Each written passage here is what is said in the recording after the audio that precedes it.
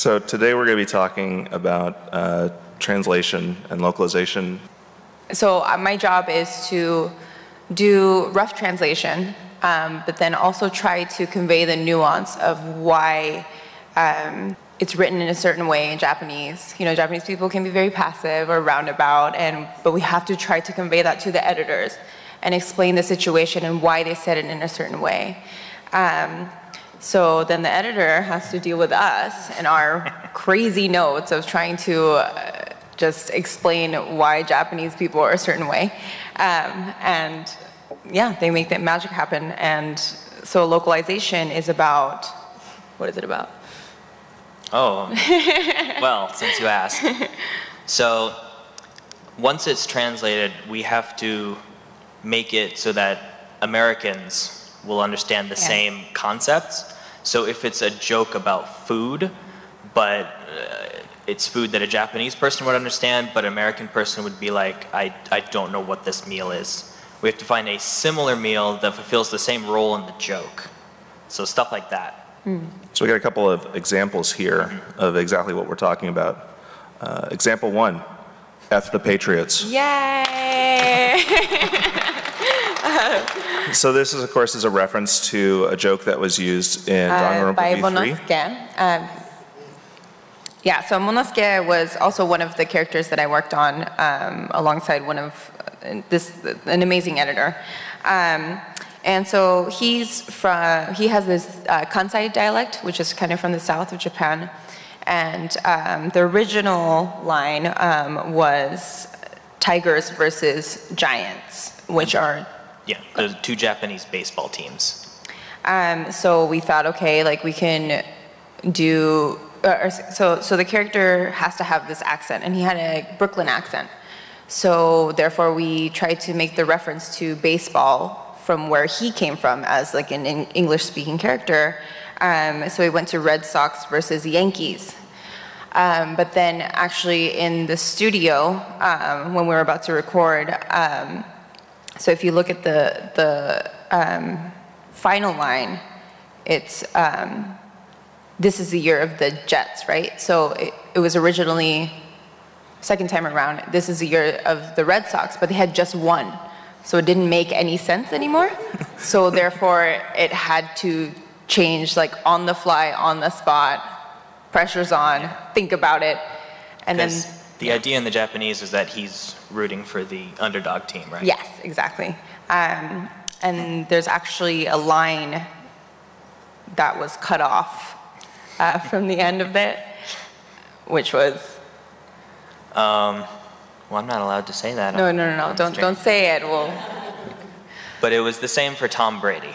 Yes. So that was kind of like a fun thing that we got to do, but also in context, we really have to think about where the character comes from, not just the meaning of the sentence in Japanese, but how we can convey the same joke or the nuance in a context that, you know, our fans and you guys can relate to as close to the Japanese character as possible. So example 2, we have space flight entendre. So people might be familiar with this character, Kaito Momota, the ultimate astronaut. But he has a certain different self-title.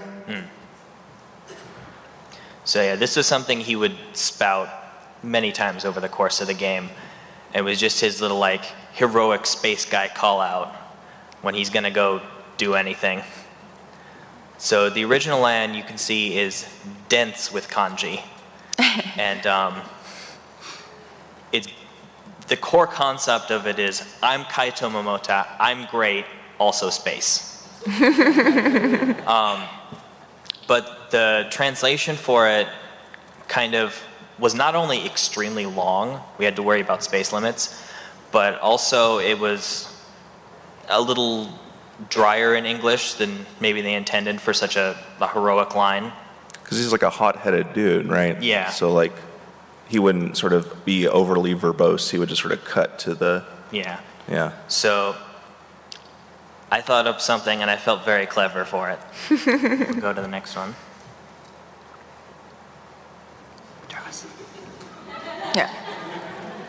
So the reason I went for this one was I felt the word luminary like had a lot of those concepts all in one, because it's like someone who's famous, someone who paves the way for others to come behind them, which is something he talks about in his free time events. And also it has to do with like the measure of a star's light. It's an astronomical term. Or life, yeah. Yeah. So you cram all of those into that, and then it's nice and pithy, and he can yell it. Yay! And hopefully it just sort of sticks around in your mind afterwards. Our third example is Toho memes. Any Toho fans out there? Yay! All right, so you guys will probably be familiar with this character. So when I was put on Toho Genso Wanderer Reloaded, I went into the project not knowing all that much about Toho, and I came out of the project knowing far too much about Toho. But because it's a game made by Toho fans, there are not only a lot of references to previous Toho games in it, but a lot of references to Toho memes, Toho fandom jokes, things like that. So there was part of it where I was looking at the translated text, and I was like, why do they keep using this 9 in a circle character? And so I went to the Toho Wiki, which is a place I had been diving very deeply for all of those names and what happened, who this character is, and who they know. And it turns out that in one of the old Toho games, you know these screens and manuals where it's like, you got 1, here's your health, 2, here's your power bar, 3, here's an enemy. It's got all of those explaining all the game stuff, and then we've got an extra bonus one at the bottom. Number 9, pointing to Cerno, and if you can't read Japanese, that says baka, idiot. So every time they used that 9 character, they were referring to her and calling her stupid. And so once I knew that, then I could make a line that would be understandable by someone who did know the joke and maybe someone who didn't. So you actually kind of come at it from both perspectives of knowing that like, oh, I didn't understand this joke, so I needed to make this joke hit with people who are going to pick up this game and not necessarily get the reference. But also at the same time, you know, absolutely play into it. Big shout out to the Toho Wiki, by the way. Thank you. I spent a lot of time there during that project.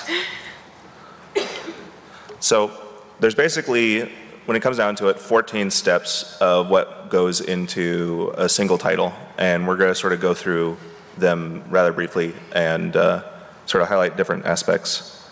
So step 1, playthrough. So playthrough usually is done by the project coordinator or team members who are fluent in Japanese because the game is still in Japanese. And we'll do this in order to like build understanding of the story. For example, like with Danganronpa, you can't just start. It's like trying to translate a book. You have to know the whole story to get the feel of the story, to understand the ending, because some writers might give you clues in the beginning or kind of be mysterious about it throughout the game or book. And that's kind of, the Japanese language is pretty infamous with that. Yes. They'll say like, that man. But you have And no then idea they who don't that tell man is. you until way The later end. who that or man maybe is. even the next book, who knows.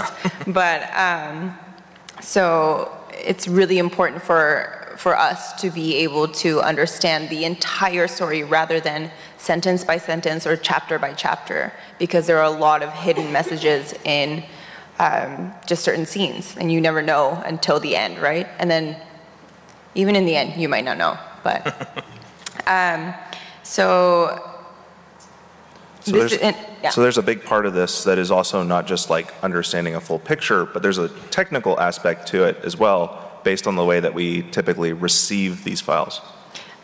So the way we get text is very different from what you would see in a script, like a movie script, but that's for later. Usually like a A to Z script. It's from the start to the beginning, 112 pages or whatever for a movie, and then just in order, sequentially.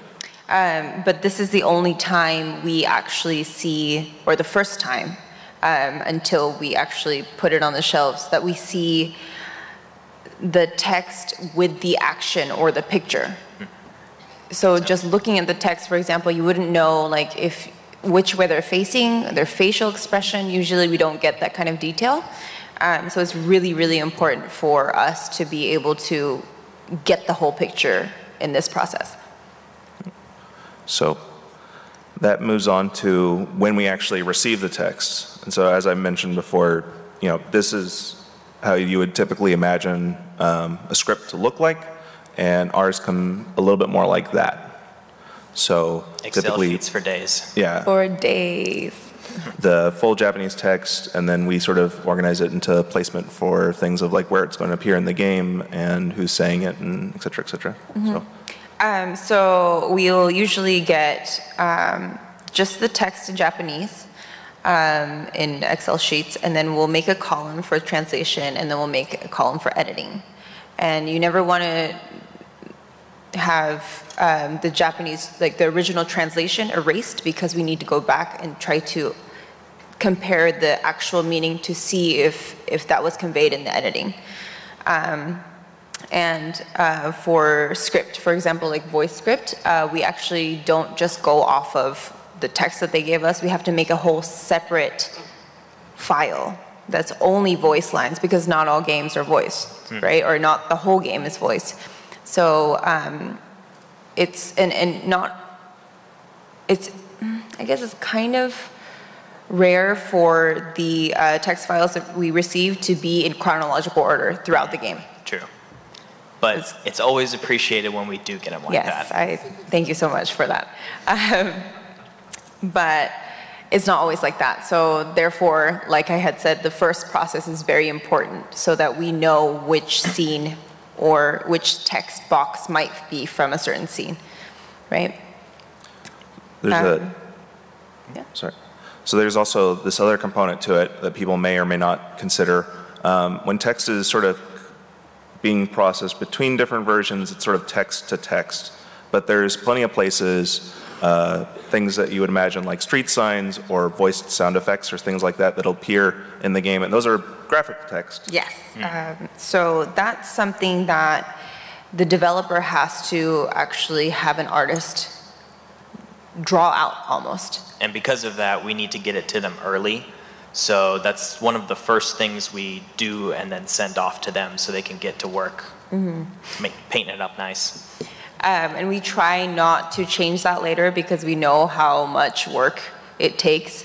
So for anybody who played DRV3, there's all these graphic texts that kind of morph and, kind of show up randomly. And then they have their own characters' words effects. literally fly around the screen and are animated. Yeah, so that's something we had to work very closely with the developers, and as apologetic as we were when we saw the examples, because they were very good at sending us like samples of what it would look like. We had to keep changing them to make it make sense and make it actually flow in terms of gameplay.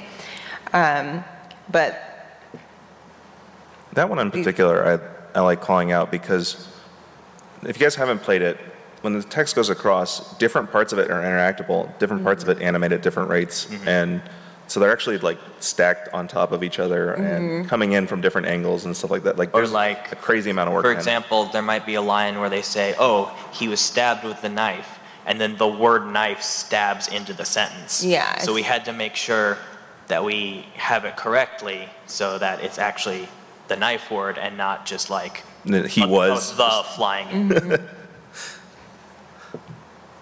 So the next step in the process is line count.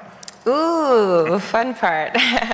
So usually we'll work together to get a line count of, so this is not word count, but character count, so Japanese character count. So it's how many characters we have to translate. So, like a Japanese character, one character could mean one word in English, right? So this is the important part of trying to understand how much work we have to do, and in terms of time and in terms of just manpower in general. And it is very important to be accurate here, but there will be, so the developer will give us a number, and it's a roundabout number for them, you know, because why would they count how many characters, because they don't have to translate it, that makes sense. But this is where we go through this like very tedious work of just counting every single character, including like there's coding, there's just text that wouldn't show up, like just debug text that doesn't show up on screen. We have to calculate those and make sure that we don't put it in count because, for example, if we outsource for like another language translation, it's important that we have accurate counts so we can pay them accurately for, you know, legal reasons. But not the most fun part of the job, but it's very important. And this extends to not just dialogue and narration, which is important because of the way that uniform text appears. Like Japanese is very, like you can make a grid mark or a grid paper basically out of the language, so everything appears sort of in the same spacing. And I mean, an L is nothing like an W. Yeah, so like I said, it was the one character could be a whole word in English. So we also, this is where we think about, I mean, how much we have to write for just maybe 3 characters in Japanese. But it's also, what was I going to say?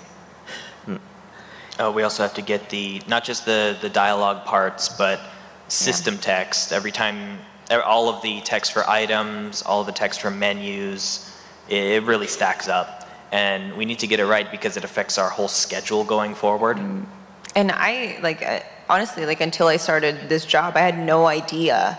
Like you don't really think about it, right? Like just like, oh, the start button, for example, it has to be translated. Or like the X's and O's are kind of backwards in, between Japanese and English versions of PlayStation. And it's just like things that you don't really think about. Every single word has to be translated. And there's a lot of nooks and crannies for them to hide. Yeah. So speaking of, we move to the rough translation. Huzzah! So, yes. So we usually, for us, we think about speed and accuracy rather than flavor. And we try to leave as many notes, like I had explained before, to the editor so that they don't come across something that doesn't make any sense to them later. Sometimes that happens, but that's when we start to argue. So this is where you start connecting the dots between that man and, oh, he's actually talking about this guy. Yeah. It's like, so sometimes, you know, nuance like that man or that thing that happened. What is that thing that happened? So that's when we have to start to think about the whole game and what are they referencing. And, you know, I'm sure you all love the roundabout way that, you know, Japanese text goes, but that's what we deal with, and we try to be as accurate as possible. So there's a little bit of a slow before we finally see where the editor pops in. Now in step 5. Hey, that's me. So we usually give the translators a bit of a head start because we can't work on anything they haven't worked on yet. And it's really annoying when they catch up. So we try to stay about 10% behind them as far as script completion. But you know, that doesn't always work out. So for editors, something we have to consider, well, first and foremost, we have to get the characters per dialogue box limit from the developers. Because if you just ignore those, then you're dealing with like text overflow city once you get to debug. Which is no fun at all. And it's also at this point that we'll start putting in more of the flavor, more of the character voices. So like we'll work with the translators and determine like, oh, this guy has this kind of accent, or this character's a little girl but she talks like a hardened thug. That kind of thing. And that is the translation editing is the biggest part, the meat of the process. It takes up the most amount of time.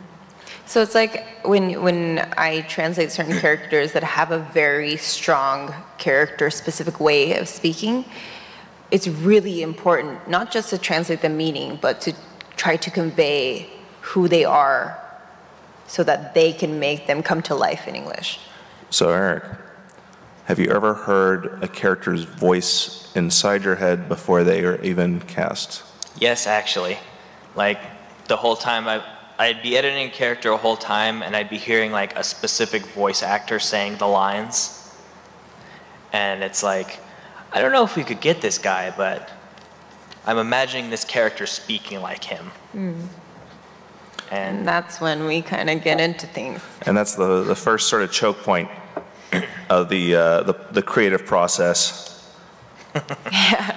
So we might have an idea of how we want or have imagined the characters to sound like, and then we kind of we discuss it. And we're very civil about it. And most of the time. The different perspectives will be from like, she'll have played the game and have heard the character's Japanese voice and seen the character's movements, and where I have mostly the text to go off of and sort of my own interpretations of what's gone there, and we try to find a good middle ground. So civil I can hear it from my desk. Yeah, but this is actually a very important process, because it's not just about saying, okay, well, you know the Japanese version, so you're right. It's about trying to come to an understanding of, because you both care very much about the character, right? And as does anyone who's playing.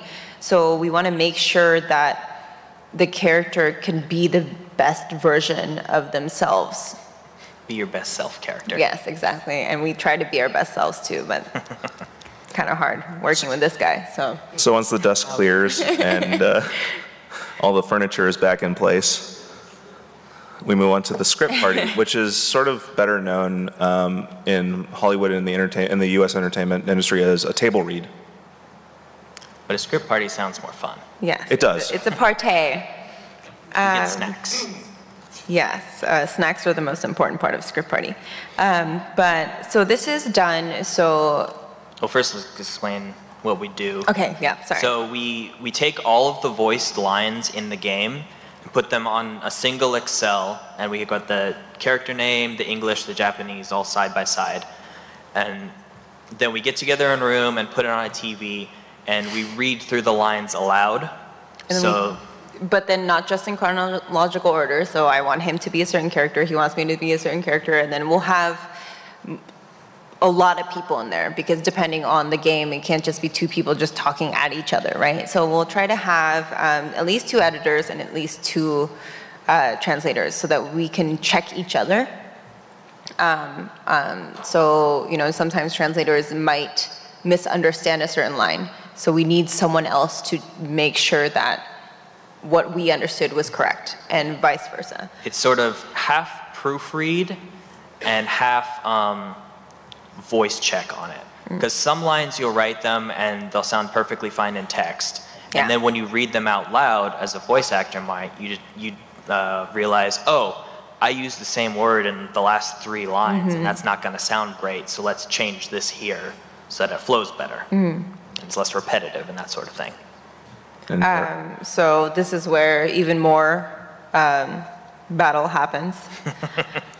So, even more vainglorious battle. Yeah, so with even just between translators, we will have a different understanding of why a character said something, and so, or why they said it a certain way. So we'll argue until we come to an understanding, and then after that, we have to try to convey that to the editors, and then they might get into an argument after on how that's best conveyed in English, right? And it gets emotional, I'm not gonna lie. Like You get emotional. Hey man. Yeah. Other questions that might come up during script party is, would this character use this word or say it like this? Matters of tone like that. Even if it's just the most simple thing, for example, the word like. Would this character say like? Or are they a fancy noble? And would they prefer it? Exactly. Stuff like that. So once the furniture has been reset for a second time, and everything is set, it's prepared, it's ready to go, and now we get to move on to casting for these voiced roles. So this is the really fun part, right? Because it's like what you imagine the character that you developed with your colleagues to sound like. So we send out. The first step is once we've started coordinating with our recording studios, we'll send them character descriptions of all the characters we need voiced. So it'll be like maybe a paragraph on each of them where it's like, here's this character, here's how old they are, here's the kind of personality they have, like this one's energetic and bubbly, this one's reserved. And then we'll also say like, oh, this one speaks with this kind of accent, so if you have a voice actor who can do that. And then the age group, and then we'll have the gender in terms of the game, and then also what we kind of imagine the actor, which one should it be, male or female, or he or she? Because if some of you may not know about a lot of voice acting stuff, actually many young boy characters are played by female voice actors because they can get that tone better than a male voice actor could. So if we have like little kids, we'll cast a female voice actor for that. And actually in Lost Child, we had a god who was in the form of a child, and we usually don't work with, it's hard to get like a child voice actor, but we found this great, oh my God, he was amazing. But he was perfect, and that was a very rare case that the character's age matched the actor's age, because that usually never happens. But like, for example, Shuichi in Danganronpa V3, in Japanese he sounds like what an anime teenage boy would sound like. But then we couldn't, like, that's just not possible in terms of casting, so we had to go exactly the opposite. And at first we were very hesitant about it, but he did such an amazing job, and he definitely got the character. But that's what the whole point of this is that you're not just trying to mimic the Japanese version, we're trying to make a version of the game that makes sense in the context that we are playing in. You have to find the person that the words you've written for that sounds natural coming out of the mouth rather than it's believable in that voice. And I mean I thought that was a great example. He's a great character. So after casting, everything's ready to go. It's kind of like a lot of setup and preparation to this point. We finally get to the recording, in which we vanished from the office for a whole month. Yes. Yeah, nowhere to be found. None of my work for them gets done at all. It just disappears. It's just piles of papers when we come home. But so recording, this is about speed, not just because we want to get it done, but because there are so many people involved. So we have the voice actors, which are, flying from different states to come to record for this game, and then we have the directors and the sound engineers, and there's so many people involved in this process that this is why we do script party beforehand, so that we don't have to keep bogging down the process on each line. So like the smoother a script we come into the studio with, the better the whole experience will be. And so what the translator does, usually, in terms of us, I would listen to the Japanese voice file, so we get separate voice files for each line. I'll listen to that and then try to convey the feeling of that line to the director, and then the director will direct the voice actor. But it's one after the other. It's not like, okay, well, let's take a few minutes for this one. It's just like, keep going, keep going, keep going. So it's just one word, like sad, happy, angry. like melancholic, and you have to just come up with that. And then sometimes changes have to happen on the fly. So like we have to consider like timing, lip sync even. So this kind of back to our, this sort of goes back to our original example, the F the Patriots joke, which was something that was edited in studio. And it had to happen, like on the spot. The project coordinator was like, wait a second, they just won last year, this doesn't make sense. Come on, think of something right here. And he did it, and it was even better than what we had before. So sometimes great things happen under pressure, right? Which I'm counting on you for a lot of things. But then we also think about alternative lines that might work. You know, it's like, oh, maybe this might sound better, but we like both of them, so we'll keep both, and we'll have the actor act out both, which is kind of fun to do, but it may be annoying for the studio. But yeah, all lines are important, because then, for the next step, actually. Yeah. And I feel like, I just want to point out, you get one shot. If you have to go back to the studio, you've seriously messed up. No, that's never happened, and oh my goodness, I hope it never does.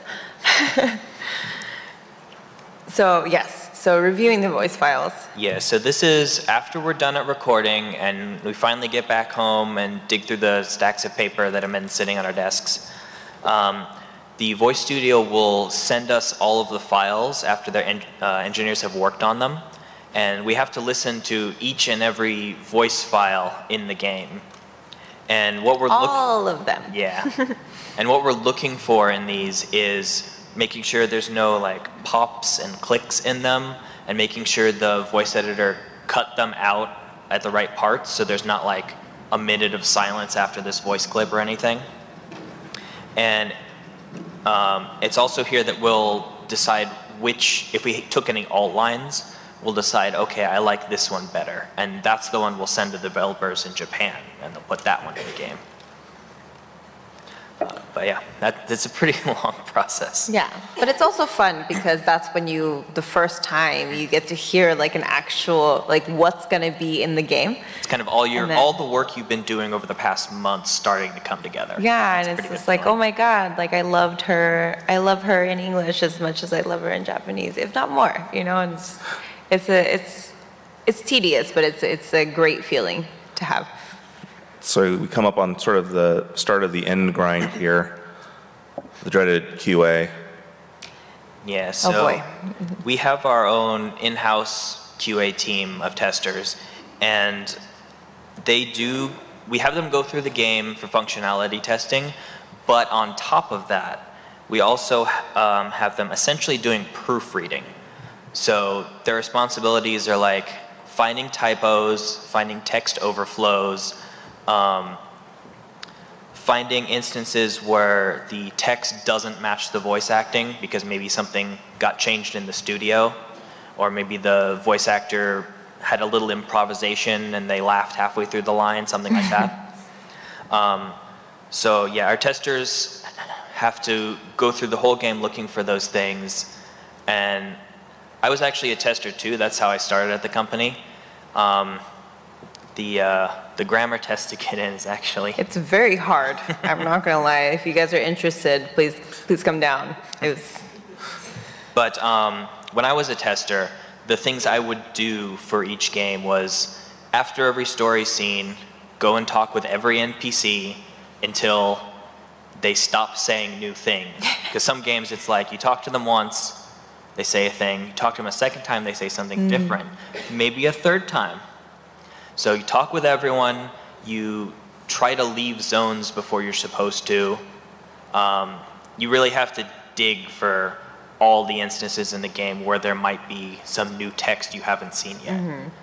And for games where you can name yourself, another thing you have to consider is, can you name yourself something long enough that would make the text overflow? Or something inappropriate, like butts, you know? It's just like... Wow. Yeah, sorry. We're not I'm cleared for that kind of language. I had to. But yeah, like, what if someone's name is just capital WWWWW? We have to make sure that fits. So that's